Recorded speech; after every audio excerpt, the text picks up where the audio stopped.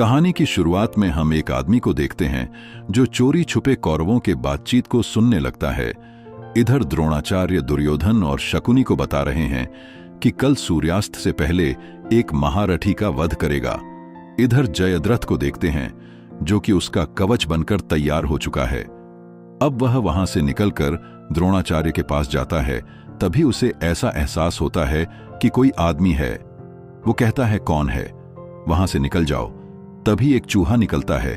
यह देखकर वह समझ जाता है कि चूहा है और फिर द्रोणाचार्य के पास चला जाता है। वह आदमी अपना झाड़ियों में छिपकर बच जाता है। जयद्रथ द्रोणाचार्य से पूछता है, मैं आपसे बात करना चाहता हूं।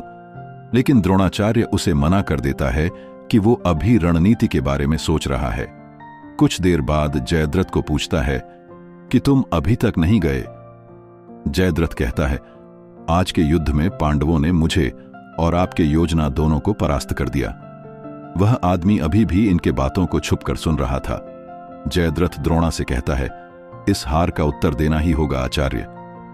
फिर द्रोणा कहता है, अवश्य देना होगा, अपना रक्त नहीं बल्कि शत्रुओं का रक्त बहाकर। जयद्रथ द्रोणा से पूछता है कि वह उसे सुझाव देना चाहता है। वह नक्शा में एक चक्रव्यूह का रचना करता है और फिर वह गुप्तचर वहां से चला जाता है। अब हम उस आदमी को देखते हैं जो पांडवों का गुप्तचर था। उसे कांटों के वजह से बहुत चोट लगी थी।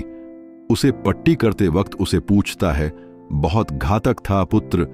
वह गुप्तचर कहता है, घातक तो उनका षड्यंत्र था वैद्यराज जी।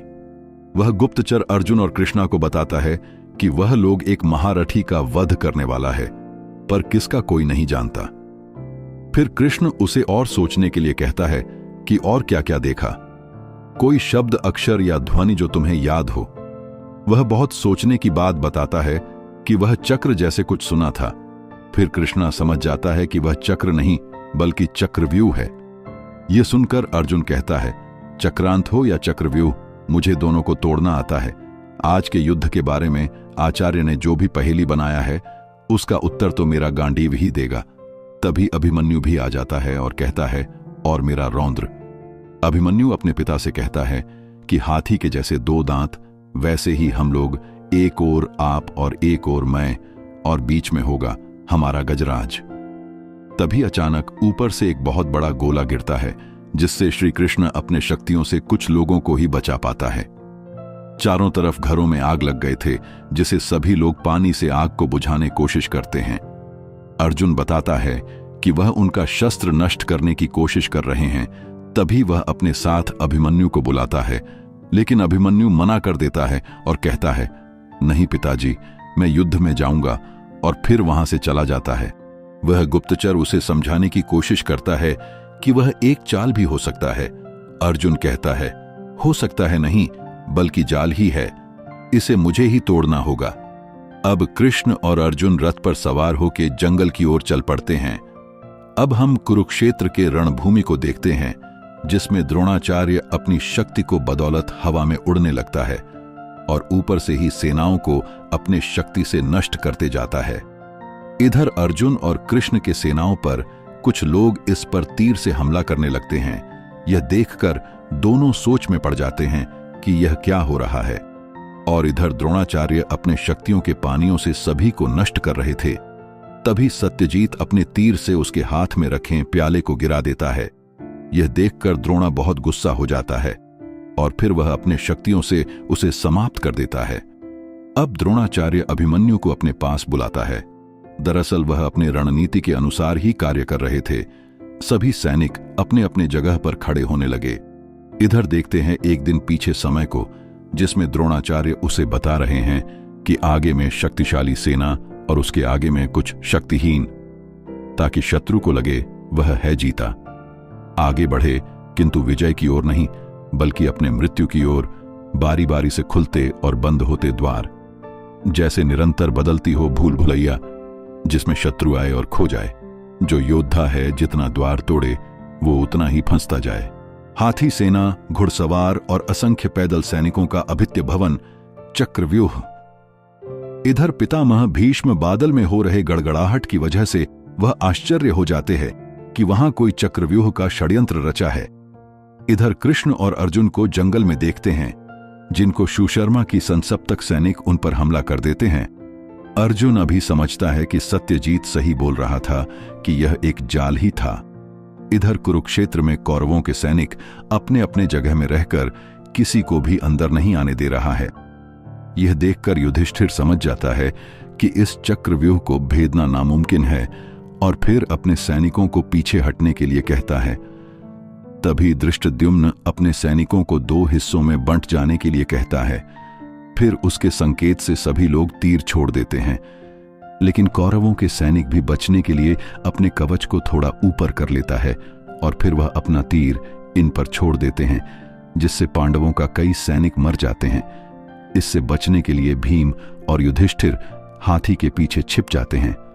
फिर चक्रव्यूह से एक राक्षस निकलता है जो भीम और युधिष्ठिर को अपने तरफ बुलाने लगता है और वहां से निकल जाता है। यह देखकर भीम जाने ही वाला होता है, तभी युधिष्ठिर उसे रोक लेता है। भीम बहुत गुस्से से उस राक्षस और चक्रव्यूह को तोड़ देना चाहता है, लेकिन युधिष्ठिर उसे समझाता है कि वह एक ऐसा मार्ग है जो तुम देखो और कूद जाओ। यह ज्वालामुखी है, जिसके अंदर जाओगे तो नष्ट हो जाओगे। इसे सिर्फ अर्जुन ही तोड़ सकता है। तभी अभिमन्यु आता है और कहता है कि मुझे पता है कि इस चक्रव्यूह को कैसे तोड़ना है। फिर तीनों सोचते हैं कि अंदर जाने के बाद वह फिर आपस में मिल जाएंगे। तभी अभिमन्यु अपने तीर से बाहर का द्वार तोड़ देता है और फिर अंदर प्रवेश कर जाते हैं। अब हम एक दिन पहले की रात को देखते हैं, जिसमें द्रोणा सुशर्मा को बता रहे हैं कि वह अपने संसप्तक सैनिकों के साथ पश्चिम की ओर जाओगे और अर्जुन के शस्त्र भंडार पर आक्रमण करोगे। अर्जुन और कृष्णा दोनों को इस रणभूमि से दूर रखना तुम्हारा काम है। और जयद्रथ को रणभूमि में पांडवों को रोकने के लिए कहता है, लेकिन एक को छोड़कर। और इधर जयद्रथ भीम को अपने सैनिकों के बदौलत परास्त कर देता है और उधर से उनके साथी चक्रव्यूह को तोड़ते हुए आता है। यह देखकर जयद्रथ हंसने लगता है और कहता है, इसीलिए तो बनाया है इस चक्रव्यूह को। और फिर दोनों अंदर जाकर फंस जाते हैं। इधर देखते हैं अभिमन्यु को, जो अंदर जाते जाते और फंसते जा रहा था और कौरवों के सैनिक अपने अपने द्वारा को बंद करते जा रहा था। अभिमन्यु को अभी भी समझ नहीं आ रहा था, वो इसके जाल में फंसता जा रहा था। अब अभिमन्यु गुस्से से अपने रथ से उतरकर तीर से हाथियों को मारने लगता है और फिर अंदर चला जाता है। वो अंदर पहुंचने के बाद उसे कुछ समझ नहीं आता है कि उसके साथ क्या हो रहा है। इधर देखते हैं अर्जुन को, जो सुशर्मा अपने हाथियों के बदौलत अर्जुन को घेर लेते हैं। ये देखकर अर्जुन तुरंत हवा में उछलकर उन सैनिकों को अपने तीर से मारते चला जाता है और जंगल की ओर चला जाता है। इधर श्री कृष्णा बादल में हो रहे गड़गड़ाहट को देखकर समझ जाते हैं कि कुछ तो गड़बड़ है। तभी अर्जुन को कहता है कि तुम्हारा कुरुक्षेत्र में जरूरत है, जल्दी चलो यहां से। तभी अर्जुन अपना घातक शस्त्र निकालता है और एक ही झटके में सभी को नष्ट कर देता है। इधर अभिमन्यु को तीर के ऊपर तीर चलाता है, जिससे अभिमन्यु उस तीर से बचने की कोशिश करता है। तभी कोई अंदर से अभिमन्यु को कहता है, अर्जुन की आंख का तारा, ये तो गया बेचारा। यह सुन के अभिमन्यु गुस्सा होकर उनसे कहता है, कायर, योद्धा हो तो सामने आओ, शस्त्र चलाओ शब्द नहीं। तभी इसी बीच कुछ सैनिक अभिमन्यु पर टूट पड़ते हैं, लेकिन अभिमन्यु भी किसी से कम नहीं, ये सभी को समाप्त करते जाता है। तभी दुर्योधन का बेटा लक्ष्मण आ जाता है और उसे कहता है, वह रे मेरे चचेरे भाई अभिमन्यु, तुम्हारा तो राज्य अभिषेक तो होगा नहीं, आजा तेरा मृत्यु अभिषेक ही कर देता हूं। यह सुनकर अभिमन्यु उसे कहता है, तू दुर्योधन का ही पुत्र हो सकता है लक्ष्मण, गदा हाथ में लेकर भी गद्दी का विचार, लेकिन उसके लिए पहले युद्ध जीतना पड़ता है और वो मैं जीतने नहीं दूंगा। अब अभिमन्यु लक्ष्मण को एक ही झटके में परास्त कर देता है। अभिमन्यु अपने तीर को निकालकर द्रोणा पर हमला करने की कोशिश करता है, लेकिन द्रोणा अपने शक्तियों से उसे घायल कर देता है। वो बेचारा अभी लड़ने की हालत में नहीं था। वो अपने मां के गर्भ से ही खुद को महसूस करता है कि उसके पिता अर्जुन उसके मां को चक्रव्यूह से निकलने के बारे में बता रहे थे, लेकिन उसके मां सो गई थीं, जिसकी वजह से नहीं जान पाई, और अभिमन्यु भी। कर्ण अभिमन्यु के मुंह को पकड़कर उसे कहता है, तुम्हारी आंखें तो अर्जुन की तरह ही हैं, वह आंखें जो मुझे बार बार चुनौती देती है। तभी उनमें से एक योद्धा उसे मारता है और कहता है, तो कर दो, इस चुनौती का अंत अर्जुन न सही, उसका पुत्र ही सही। और फिर उसे एक घुसेड़ देता है जिससे दूर जाकर गिरता है। फिर अभिमन्यु गुस्से से एक लकड़ी के चक्के को उठाकर खड़ा होता है। इधर अर्जुन सुशर्मा को परास्त किए हुए उसे कहता है, आज भी तुम हार गए। तभी सुशर्मा हंसते हुए कहता है, चक्र के अंदर एक और चक्र। तभी कृष्ण अर्जुन को शीघ्र चलने के लिए कहता है। इधर अभिमन्यु अभी भी इस हालत में किसी को भी नहीं छोड़ रहा था, सभी को लात के ऊपर लात देते जा रहा था।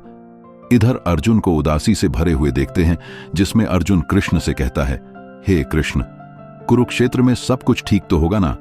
कृष्ण कहता है, युद्ध के मैदान में कुछ ठीक कैसे हो सकता है अर्जुन? बस मैं इतना कह सकता हूं, जो होना है वह होकर ही रहेगा। इधर अभिमन्यु अभी भी उनके सैनिकों को परास्त कर रहा था। तभी वह तेजी से जान लगाकर कौरवों को मारने की कोशिश करता है, लेकिन उनमें से एक ने भाले से अभिमन्यु के छाती के बीचों बीच हमला कर देता है, जिससे अभिमन्यु और भी घायल हो जाता है, जिससे अब मुंह से खून निकलने लगता है। घायल हो चुके अभिमन्यु को सभी लोग एक एक करके बहुत बुरी तरह से मारते हैं। यह देखकर द्रोणा कहता है, और अब बस। तभी ये देख के कर्ण जाता है और सीधे अपने तलवार से अभिमन्यु को मार देता है, और इसी तरह अभिमन्यु की मृत्यु हो जाती है। ये देख के द्रोणा के आंख भी नम हो जाती है। इधर अर्जुन आता है और सीधे तीर चलाने की कोशिश करता है, लेकिन तभी जयद्रथ कहता है, बहुत देर कर दी कुरुक्षेत्र आने में अर्जुन। तुम्हारा ये 4 भाई नर्क का एक द्वार भी नहीं खोल पाए। और हंसते हुए कहता है, और हमने अभिमन्यु के लिए स्वर्ग का द्वार खोल दिए। अभिमन्यु तुम्हारा प्रतीक्षा करते रह गया अर्जुन, और तुमने बहुत देर कर दी।